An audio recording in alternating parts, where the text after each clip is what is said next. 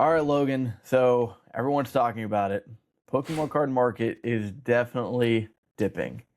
So Yeah. really excited to hear your takes. Is it temporary? Do you think that we haven't even hit the bottom yet? Um, any thoughts of this happening around Christmas, which, you know, you would think that the market could be, hot because it's Strong. holidays. Sure. People are buying Pokemon cards for as gifts, but we're not seeing that. Yeah. Yeah. Yeah, elephant in the room.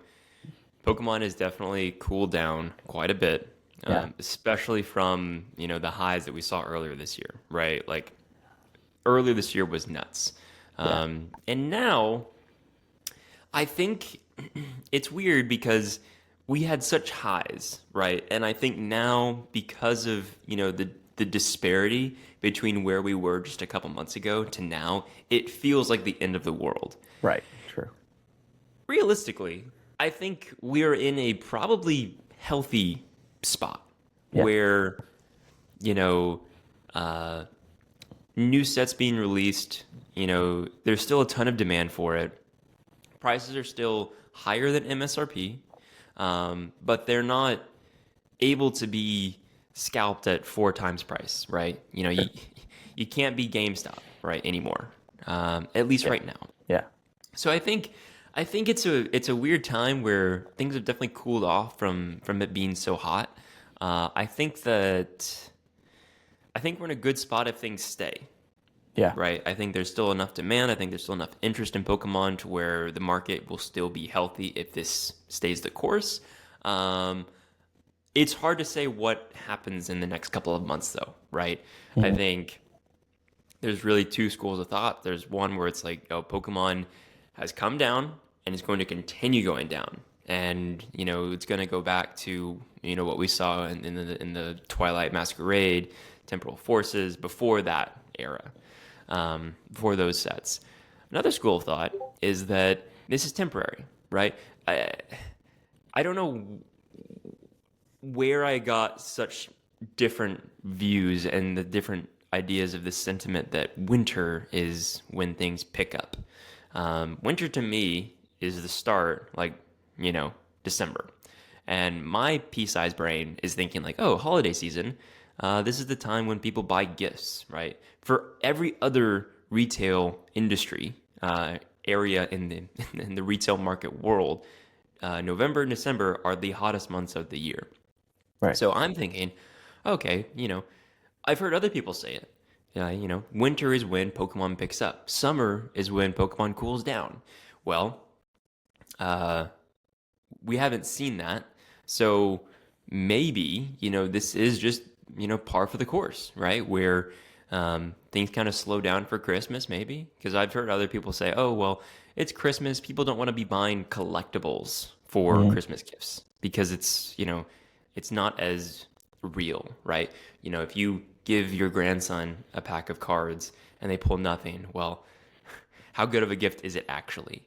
Right. Um, so maybe things pick up just naturally in January. You and I were talking a second ago. You saw really high sales this past year in January and February. So Yeah. maybe that's just naturally what we see. And so this could just be temporary. We have Munikisiro, the Japanese set that's coming out in January. We have the Ninja Spinner set with Mega Greninja that will come out around March. Yeah. The 30th anniversary is coming up. The Hmm. Mega Rayquaza set is coming up, Yeah. right? There are some sets and there are some things that will just naturally have hype around them Yeah. and FOMO around it if you don't participate. And so those things to me seem like they could be indicators that the Pokemon market could just pick right back up to where it was. Hard to say. Yeah. Those are my high level thoughts. I'm sure we'll dive into more things as we talk through it. But what do you think, Yeah. Alex? Yeah. So if if I had to guess, I would say it's a combination of, like you said, like people don't like I don't know anyone buying Pokemon cards for their significant other as a gift on Christmas. Like that's not usually a thing that people buy. And same thing, like you hit on it perfectly. Like I'm not buying packs of Pokemon cards for my kids because what if they don't hit anything? Like, how Right. much of a gift is that really? Hmm. So I do agree with that. I do think that maybe the predicted hype around Christmas was probably a little overblown. And then I know that you and I had conversations about this earlier on, right before Phantasmal Flames, where we predicted, hey, Hmm. Yeah. Phantasmal Flames is such a small set. Like Pokemon should be able to put a lot of this out, right? I Yeah. mean, it's just simple math. I mean, the less you have to print, or the less cards in the set, the more you can print. And Well, that turned and out it's to be just true. There has been a lot of product for Phantasmal Flames, like with the UPCs, the booster bundles, even the ETBs. There's a lot of product out there. I mean, some well, estimates, there's a lot of product, and it's also a weaker set though, right? and We've it's a talked weaker about set. this multiple times about how it's yet another Charizard set where the only real chase card is the Charizard. Yeah, I think it So was a big mistake not having the Mega Gengar and not having the Oricorio as a card that you can Shinji actually Kondo, pull. yeah, I think that was a huge mistake. I mean, like Ascended Heroes has tons of cards. It did not need the Mega Gengar. Ascended Heroes will be nuts. The Yeah, Mega Gengar would have been much better served in Phantasmal Flames. But I think it's a combination of those two things.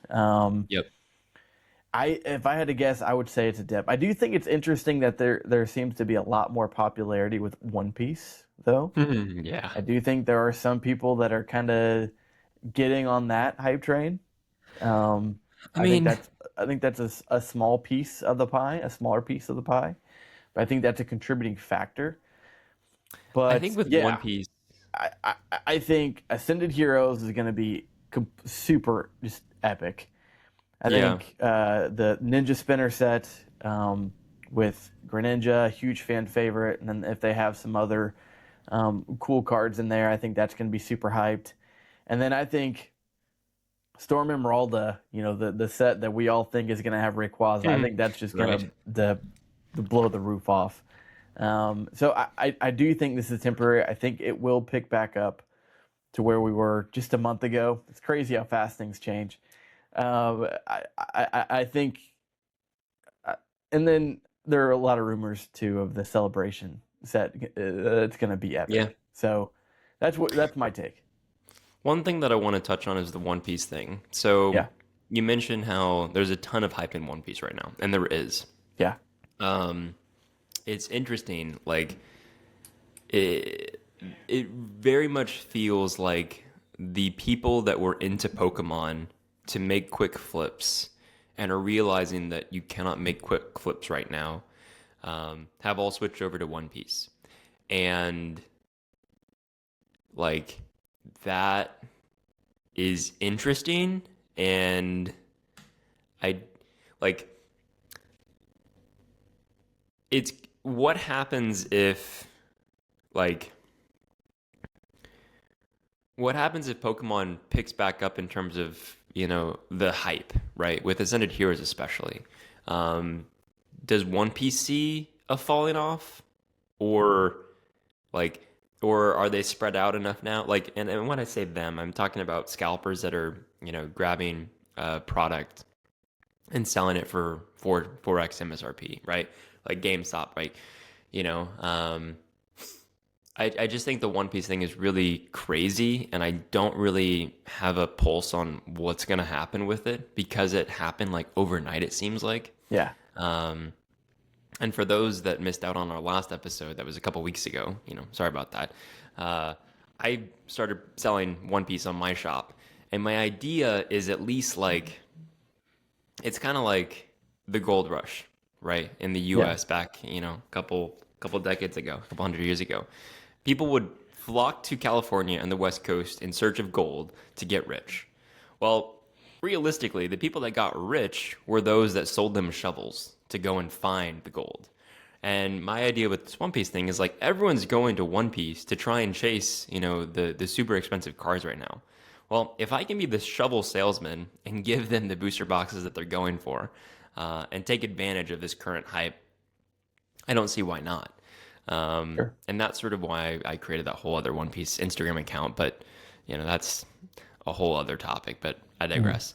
The One Piece thing will be interesting, and I don't know how it will affect Pokemon because I think it definitely has affected Pokemon right now.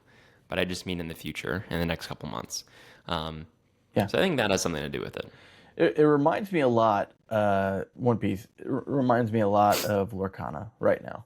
Sure. So there was a big, short burst of popularity when it with Lorcana. Like a lot of people were buying it, and it has that same sort of flair as One Piece right now. It's like very True. collectible.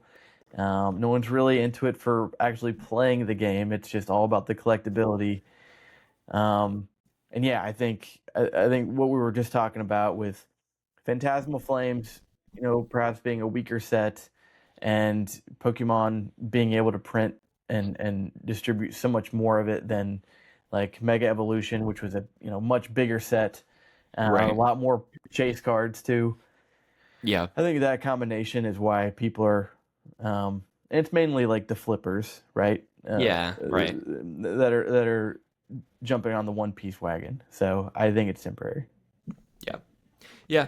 We'll see. Next couple months will be interesting. So, uh, as we're navigating this dip as collectors and understanding this market, I think it's important to talk about how this will affect our stores, how it will Yeah. affect other stores, other people that are starting their business. Like, what does that mean for them, and how do they navigate it? I think that's interesting. Do you have any thoughts on that? Yeah, well, I think there's two schools of thought, right? If this was just temporary, then I think that's Yeah. completely different than if we haven't even seen the bottom yet and this continues to trend downward, right? So Right. if the next cycle happens, right? History repeats itself and we start to enter into a bear market. Yep. I think strategies for stores need to completely change. Sure. Um, you may need to hold product for longer. You may need to expect lighter sales Yep. for a while. But I do also think uh, it's a huge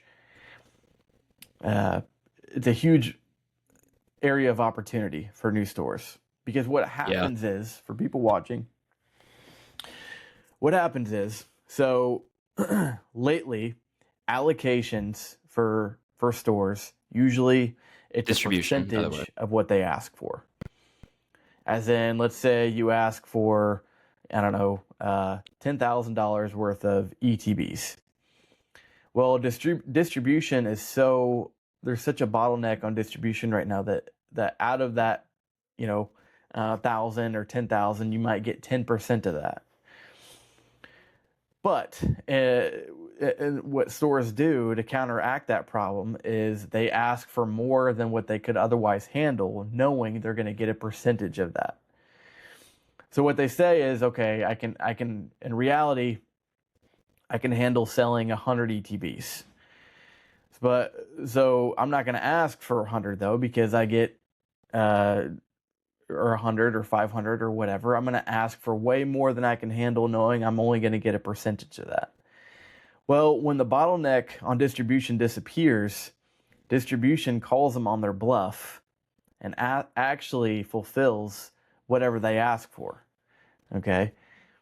But the store, knowing that they can't actually handle, 2, 3, 4, 5x what their normal numbers are, right? Because they're counting on just getting a percentage of that. What happens is they cancel it. They cancel the orders to their distributors, and when they do that, they get blacklisted. As in, distributors don't want to work with them anymore. And once that happens, distributors start opening their doors to new clients, and that's where stores like mine at Poke Legends TCG and Logan at Zippy's Card Corner, that's where an opportunity could open for us to get distribution. Now, I hope I explained that. yeah, yeah. No, it makes sense. I want to clarify a couple things. How does the bottleneck disappear? in distribution? Because we mentioned how right now there's a bottleneck with distribution giving out product to other stores. Yeah. Explain how that might disappear. So like, Because that's what opens the floodgates for existing stores and their over allocation requests. And right. their requests end up getting fulfilled, and that's when they, are underwater. So Yeah. how does that bottleneck disappear and let the floodgates open for product? Right. So a distributor has so many clients, and pretty much, by the way, for context, distributors have pretty much closed their doors to new clients. It's been that way for a few months for obvious Yeah. reasons, right? They haven't been able to allocate enough for their existing clients. So when they get such an influx of product, right, and their clients start canceling orders, so the Phantasmal Flames UPCs are probably a great example. Okay, Phantasmal Flame or the Charizard UPCs right now are sitting. So what happens is if enough clients cancel orders, then distribution is going to go to their clients that didn't cancel and be like, "Hey, we have more of these. Do you want more?" And if those clients Because say no, distribution is trying to move they're product as trying to well. move product. They don't want to sit on product, right? Because they are paying prices to Pokemon, right? They need to sell the product to get their money back too. Yep. And if enough clients cancel their orders, and then the clients that didn't cancel, they don't want any more, all of a sudden they're sitting on a lot of product, and that can quickly get out of control, right? Distributors only have so much floor space. Their new releases are constantly happening, right? We're getting a new release every 2 months. Yep. So they can't really sit on product that long. And then when you have like staggered releases, like we might get to with Ascended Heroes, I mean, they're getting new products constantly. Right. So not having space for new product is a huge problem for them. Well, And when that happens, that creates a perfect storm where they're like, "Oh my gosh, we can't get rid of this. Hey, let's start accepting new clients and seeing if we can offload this product." well, I also want to happens. call out that Pokemon is not the only TCG in the world. Yes. You have other TCGs like Magic the Gathering, Mhm. Yu-Gi-Oh, Riftbound is exciting right now. One Piece is exciting right now. Yeah. I want to talk about Magic for just a second. Earlier this year, in the peak of Pokemon as well, when people were really invested in this idea that Pokemon was going to make them a ton of money if they just bought and held product, that carried over to Magic the Gathering with Final Fantasy. Mm-hmm. Ton of demand for Magic the Gathering at the time. I don't know if you're into the Magic the Gathering space. I'm not as much, but I know what's going on. There was the Spider-Man set, and then there was the Avatar set. And both of those Spider-Man was a terrible, terrible set, just in terms of how it affected Magic the Gathering. So demand for Magic has fallen off a cliff.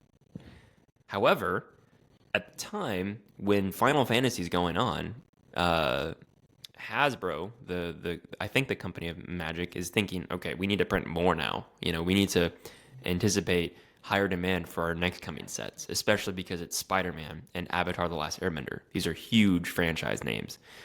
So what happens if they print a ton of Magic, send it to distribution? Distribution can't get it off their hands because they're like, no one wants it anymore. Well, their warehouse space is being filled up with Magic the Gathering.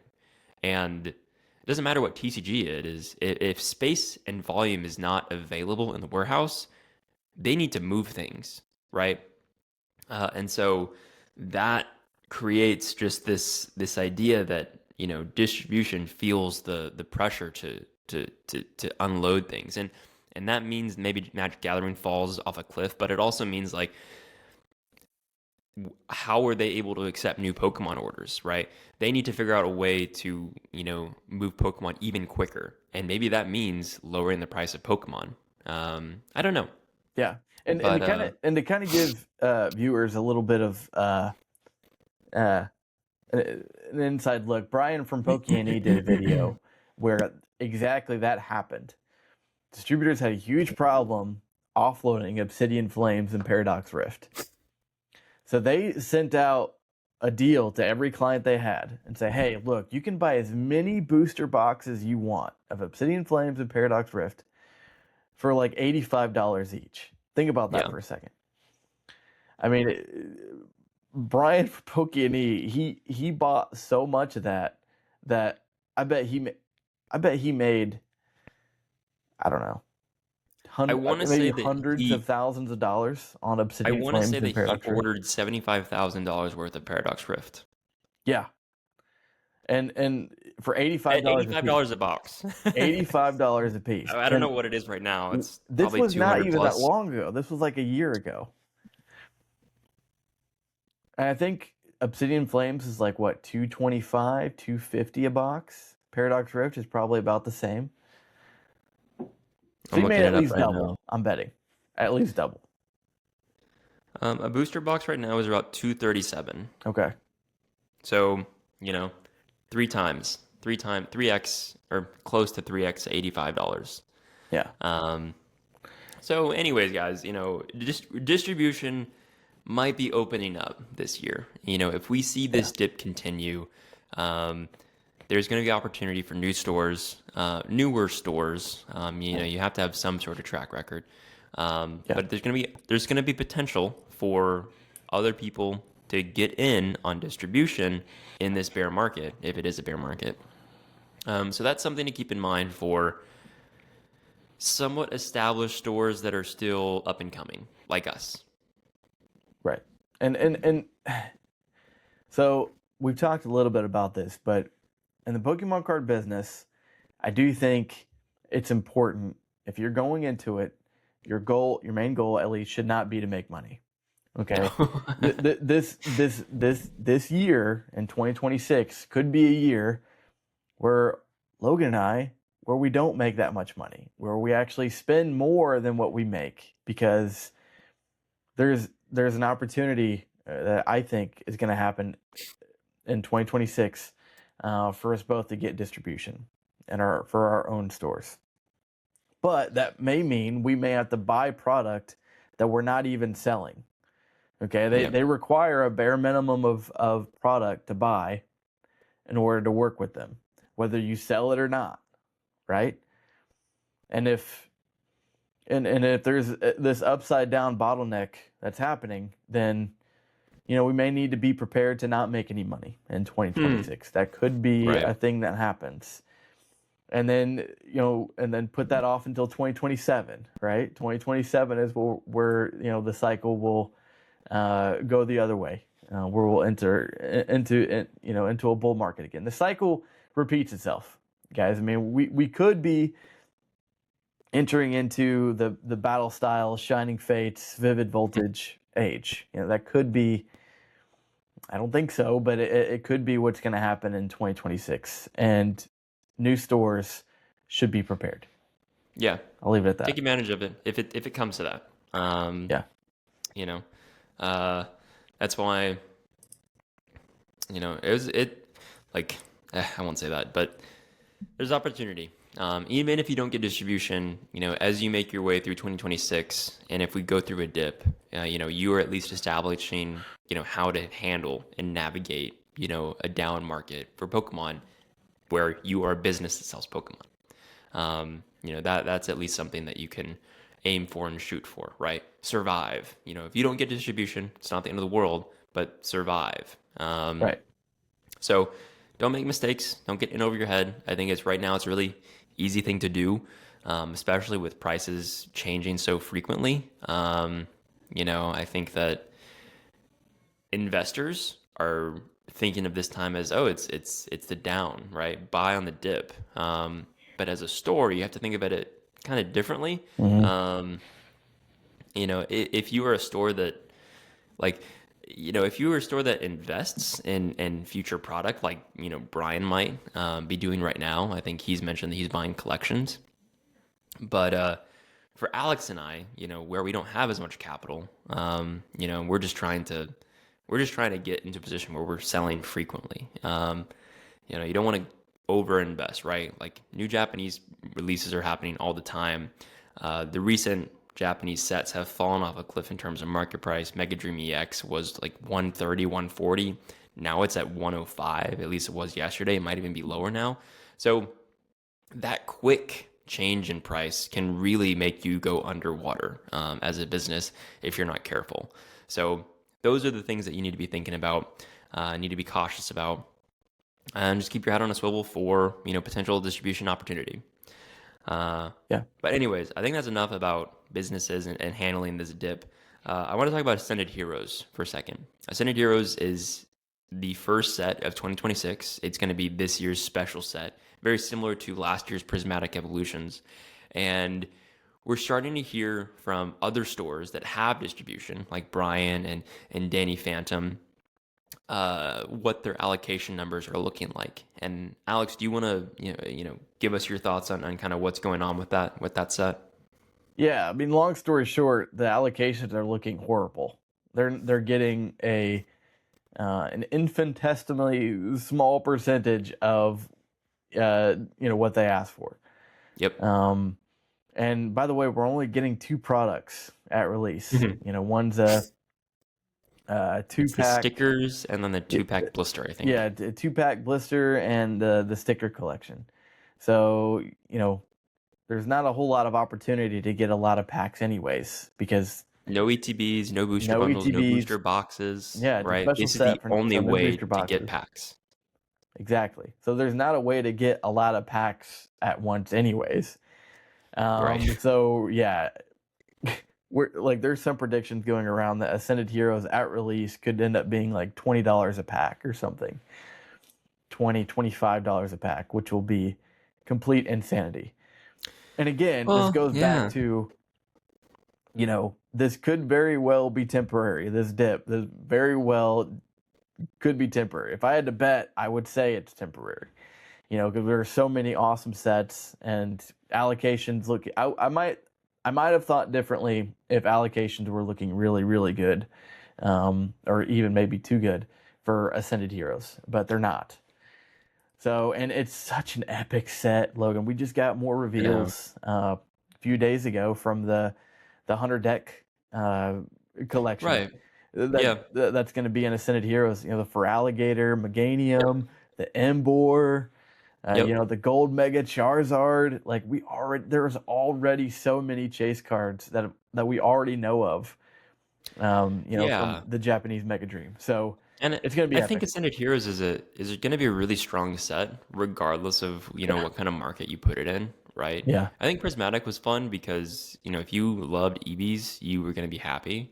But with this one, there's just so many strong, like, iconic Pokemon in it: Mega Gengar, Mega Dragonite, Mewtwo, Feraligatr, Meganium, the Mega Charizard Y Gold card, right? Like, there's so many things here that point to it just like being a very strong set, regardless of whatever market you put it in. And tack on the fact that there's going to be a real constraint on the number of packs that customers are able to get their hands on. Yeah. I just think that it's setting up for another perfect storm, unfortunately. Very similar to Prismatic Evolutions. I hope I'm wrong. Yeah. I hope that, what I'm seeing is not, the norm, right? I'm hoping that Danny Phantom and Brian are just like the outliers that pissed off their distribution and, I don't know, didn't get the numbers that they deserve. But like, Yeah. I think that unfortunately we're heading into a weird spot with Ascended Heroes where it's going to be, right back to square one. And it's going to be a hard pill to swallow, I think, for a lot of people, especially after coming from, Phantasmal Flames, where we talked about it earlier, right? Like, UPCs are sitting, right? You can go into GameStop and product is sitting there for prices that you would have paid for a month ago. It's just that, you had a lot of people buy it that were looking to flip for 4x, and now they're not. But, it's just like, I think we'll get right back there. And what that means for after Ascended Heroes, I'm not sure, but I think it's going to be an interesting release, to say the least. Yeah. No, for sure. I mean, I think it'll be Prismatic Evolutions 2.0. I really do. I think it's going to be just as crazy, if not more crazy.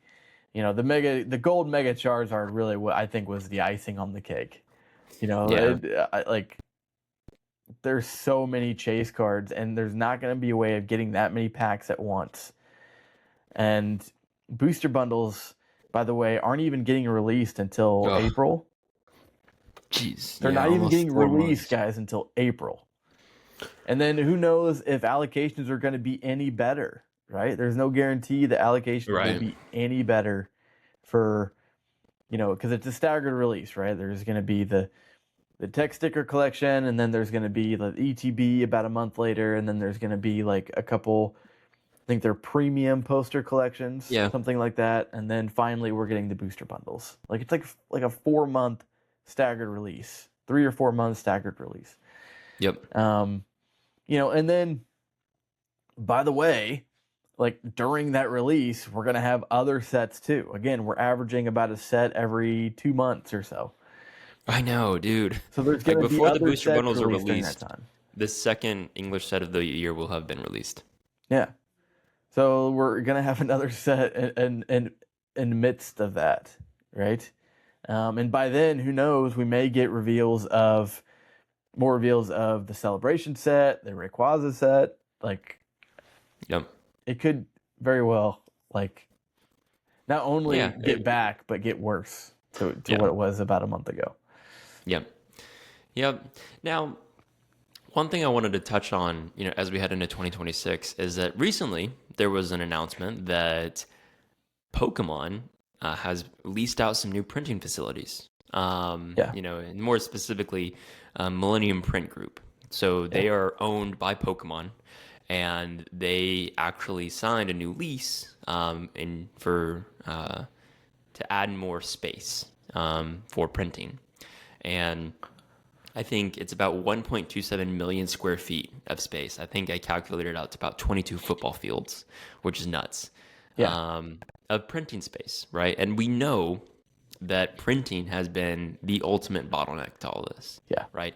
If Pokemon just printed more, they could flood the distribution, and distribution could flood every single other store that has been craving product, so that it is everywhere, and there's just so much out there that it's not worth scalping, and it will sit on the shelf.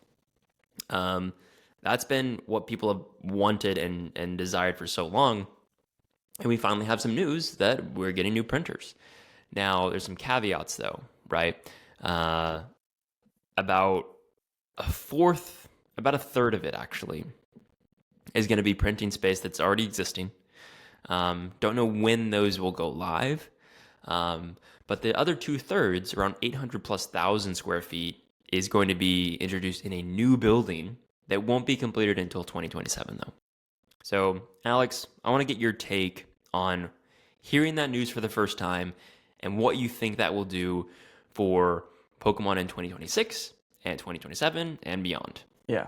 So to kind of get some context, the latest boom that we've been seeing really started with Surging Sparks and then got much Yeah. worse with Prismatic Evolutions. Right. And there were some conspiracy theorists out there that said that Pokemon was doing this on purpose to create hype for Pokemon as a brand, to create all this this attention that wasn't really true, right? And Pokemon basically did this on purpose. Well, Right. it turns out that Pokemon was really printing to maximum capacity. They were doing everything they Trying could their do. best. They were trying their best, right? They were doing everything they could do to get enough product out there to curb demand. And when you look back, right? I mean, there have been multiple reprints. I mean, Pokemon doesn't usually do multiple releases of the Pokemon Center ETB. Well, they did with Prismatic. Yep. I don't know if you remember, but they did a reprint of those. They've done multiple reprints of booster bundles and ETBs and poster collections, and you start looking back at all of the different products for Prismatic Evolutions. There's the the binder collection, there's the poster collection, there's the booster bundle, there's the ETB, there's the pouch, there's the what is the prismatic mystery box? What is that Yep. called? Uh, There's yeah, it's the mystery box. there. I mean, there have been the figure collection. I mean, Yep. there's been so many products for prismatic evolutions, and it just hasn't curbed demand. Well, this printing facility, this facility that they're gonna use for printing more product, this will ultimately give Pokemon more control. Right? They can pick and they'll be able to pull on the levers, so to speak, to prevent what's happened this year from happening again. Because I think we can all agree, right? An ETB, and you can look on TCG Player right now, an ETB from Prismatic Evolutions that was printed like what is it, 9 months ago, something like Yeah. that, is double MSRP. It's over double. I mean, it's like $120 for one ETB of Prismatic Evolutions. I don't think that's healthy.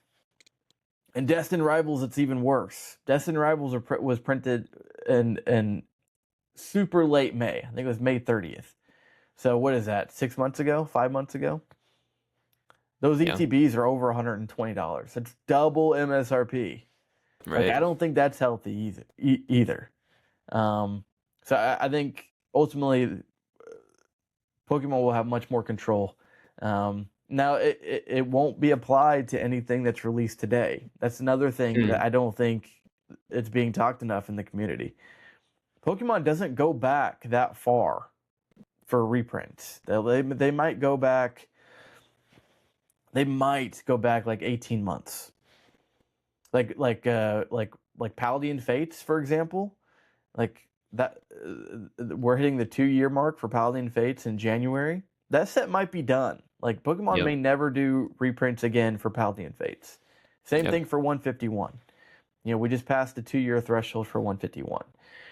So if we're talking 2027, 2028, you know, and it takes, you know, a lot of estimates are around 8 to 9 months from it, you know, leaving the printer to actually being on a shelf somewhere. You know, Well, it takes them about 8 to 10 months to print a set. yeah. So whenever they decide which set to actually print, you know, 8 to 9 months before that release is when they start doing it. Right. So these printers that are going to go online in 2027, whenever the new facility is completed, we're looking at, and, you know, it doesn't mean that they have to, you know, that's going to be a new set that they start printing then. But we won't really see any effect until 2027, you know, and until that printer facility is up and running, and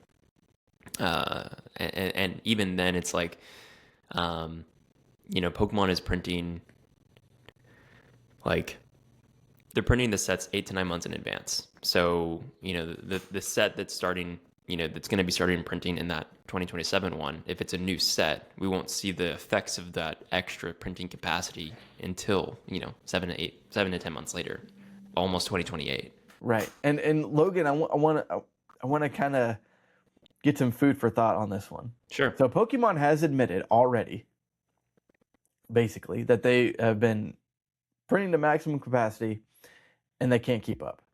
Yeah. History has shown that they will not do reprints past, you know, about 18 months or so, usually the max. Yeah. That means that Surging Sparks, you know, Twilight Masquerade, Destined Rivals, Prismatic Evolutions, Journey Together, all of these sets, not only will they not be affected by this new printing facility, but they could, when they've been released, it could be during a time where there is the most demand for Pokemon ever. Right? And they won't be reprinted. Like, they won't be reprinted with this new capacity. So what does that do to the value of those sets in 2027, 2028? Think about that for a second. Like, Destined Rivals is a Prismatic Evolution. I think those two especially. Yeah, I mean, I think that, like, I think buy them is my take, right? Yeah. Like, if you're an investor, buy the heck out of him. Yeah. Because I think I don't think we'll see a ton of reprints. I think we'll see reprints. I Yeah. think, you'll see a time where Destined Rivals comes back, on store shelves and on, online drops, but it's not going to be enough, right? Like you just mentioned it, right? Destined Rivals came out at the peak of the one of the most popular times that Pokemon has ever seen. Hmm. Everything got snatched up immediately. Yeah.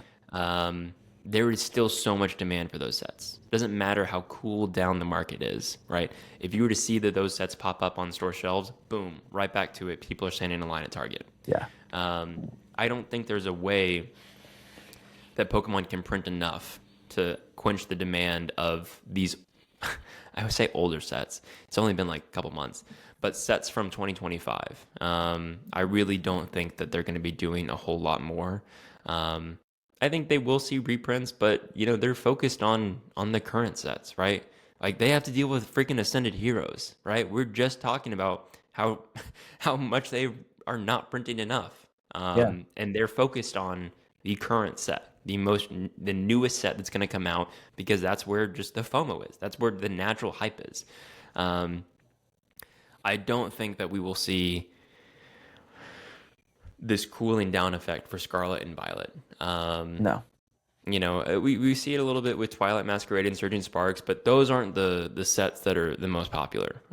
Prismatic and Destined Rivals are still high, and I Yeah. don't think that there is. I don't think there's a way for Pokemon to print enough product of those to get those prices to what we're seeing for Twilight and Surging. I just don't. So my recommendation, if you're interested at all in Scarlet and Violet, buy it. For sure. Yeah. That's my take. Yeah. Yeah. Well, I mean, it just for me it confirms the fact that we've all been kind of thinking about, and that was like Pokemon just doesn't have the ability to print enough for demand. It's not that Right. they're not wanting to. It's just that they can't. Yep. You know, and that confirmation, in my opinion, makes sets like Destined Rivals, Prismatic Evolutions. I think it makes them super valuable. Even more valuable than what they are now. Well, and speaking on sort of the collectability of it, right? Rudy from Alpha Investments, another very successful online TCG shop, he makes YouTube videos, and he's mentioned several times about how the reason that Pokemon has been so successful for 30 years compared to other TCGs like Magic the Gathering and others is because Pokemon has stayed the course with their routine since day one. And what I mean by that is that they don't go back and reprint older sets that were super popular, Nope. right? Because that would just destroy the value of them, the collectability of it, right? Imagine if Pokemon was like, hey, we're releasing base set again because we know how much you missed it. Well, all of a sudden that would tank base set, products. They Yeah. don't do that because they value the collectability of it. And it's the same thing with Scarlet and Violet, right? 3 years, 4 years from now, when maybe the market has cooled considerably and we're in another bear market and Pokemon has the capacity to print whatever the heck they want, they're not going to go back and print Destined Rivals and Prismatic Evolutions because of how popular it was. Right. They value the collectability of it and they value that it's scarce. Mhm. Because the secondary market is so freaking strong with Pokemon. And they care about it. So, yeah, I mean, they know that Prismatic and Destin are going to be super collectible and sought after for a long time. And they're not going to risk jeopardizing this bad sentiment that, oh, Pokemon will reprint just to reprint. Like, they don't want that. They would much rather people be upset and crave those sets that are, I don't want to say short printed, but not printed as much as they to meet the demand. They would much rather have that sentiment than a sentiment where collectors and investors are like, I don't know if I should invest in Pokemon anymore if they're just going to potentially reprint it, in 5-6 years. So, yeah, I think Scarlet and Violet is the deal is done. I think Yeah. buy while you can. Yeah.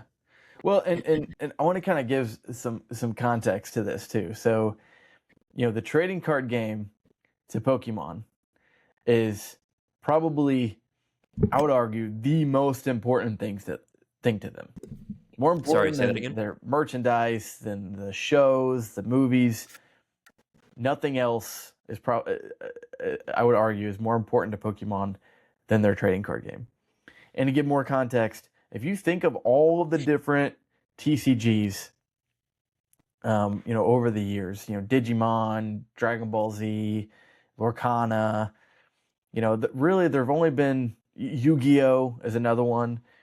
Really, there've only been two or three that have withstood the test of time.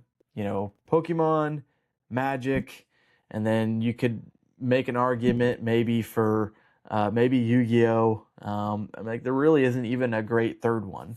One Piece is up and coming. We talked about that a little bit earlier.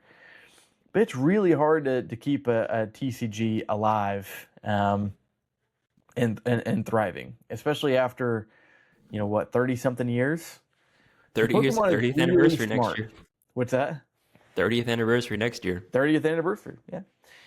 So Pokemon is really smart and strategic about everything they do, right? So with this new printing facility, they're not just going to, okay, let's just rev our printers up to maximum capacity and just flood the market and just destroy the collectability of this stuff for years to come. I think they're going to be Right. very strategic, and pull those levers, so to speak, with purpose and with strategy, right? I Right. mean, nobody, including Pokemon, wants another Battle Style Shining Fates reenactment, right? Sure. So yeah, I just think it gives them ultimately more control. I think is what's going to happen. Yeah, no, I'm in agreement. So, one thing that I wanted to talk about in today's episode, as we kind of end the year and look back on 2025, I know that you and I are both looking ahead to 2026. And, we talked a little bit about it, how to prepare for this dip and what that means for Pokemon and our businesses and how we're navigating it. I want to get your take on, what are some of the goals that you have heading into 2026 for your business, and sort of what it is that you want to accomplish in next year. Yeah. So I've been doing this now since July of 2024. So we're crossing 18 months now. Yep. And I've stayed consistent through 18 months. I'll Right. do 3 to 5 ish reels a week, and now I'm at about I've crossed over 500 posts on Instagram. And by the way, Yeah. I finally hit my first semi-viral, right? Semi-viral, gotta put the quotes out. Reel after over 500 posts. I did over 50-something thousand views on a video. Staying consistent and just committing to the grind in 2026, even if we see a trend that continues downward, right? Even if this dip isn't temporary, even if the market bottoms out, I'm going to continue this consistency and this grind. Is a big goal for 2026. And, I'm hoping, that, following that protocol leads to distribution in 2026 and, Yeah. Continuing to get better with my videos and with my store, I think is hugely important. And then you and I have talked a lot about this, but I really want to start getting into longer format videos too. I think doing one at least, squeezing in one once a week, I think is a good goal. I have a goal set that I'm going to do that tomorrow. We're filming this Saturday, by the way. So tomorrow being Sunday, I'm hoping I do the first one in a while. I have some already on my YouTube channel, but it's been a while. But kind of committing to that consistency with long format content, I think, is going to be a huge goal in 2026 as well. But yeah, what Sure. about you?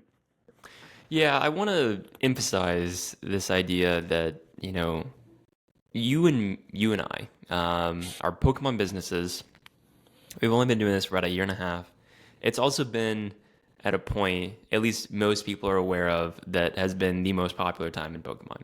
Yeah. And I've had a lot of people claim that I'm a scalper, I'm a flipper. I'm sure other people have called you that as well. Oh yeah. And I just want to emphasize that we are not in it for flipping Pokemon. Again, we're not. Pokemon is not the place you want to be to make profit as a business, right? If you are, going and standing in line and flipping for, a couple $100 more than MSRP, you can do that for the time being.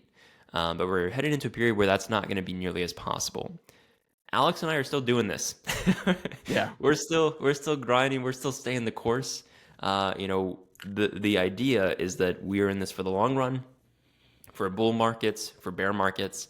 That's it makes no difference. We adjust how the business will operate, but that doesn't mean that we're stopping business. It doesn't mean that we're changing anything about how we do things, how we are leaning into content to grow an audience of buyers. No, like that does not change. So I want to emphasize that even in this dip, even if things go to zero, right? Not zero, that's not possible. But and if the market crashes or whatever the words you want to use are come to fruition, it doesn't change anything for Alex and I. The goal is to still sell Pokemon cards, and in fact, you might even argue that that's what we want because it opens up opportunity for distribution. So I just want to put that out there. I think looking at my 2026 goals. They kind of mirror what Alex is saying, right? I think that content is king. I want to continue to grow that, right? I've been uploading daily for 200 plus days since May 18th of 2025. It's awesome. And I'd like to hit a year. So, we're shooting for May of 2026 of consistent daily uploads of short form content, primarily on Instagram, but on YouTube and TikTok as well. I'd like to do long form content more consistently. So I've recently started doing that as well, where I've been uploading just, shouting to the void videos where I'm just talking for 10, 15 minutes without a whole lot of editing, pretty raw. These are just immediate thoughts that come to mind. There's no script, there's no nothing.